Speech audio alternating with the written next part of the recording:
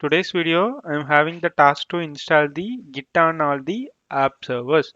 So how do we do that? SSH Tony at stapp01.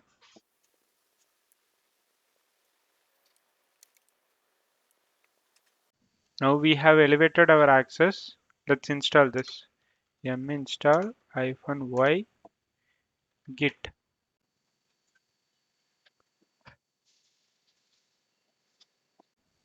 So now we have successfully installed the Git. So we'll check if it is present in our packages or not. rpm query all grep git. So it is present in our server. So the same way I did for, you have to do for the remaining servers also. Log into the another server.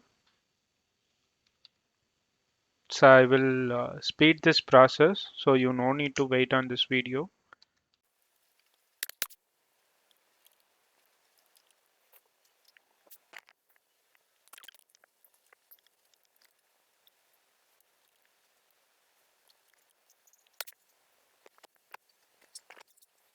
Now we have successfully installed the Git on all our app servers. Let's check this task.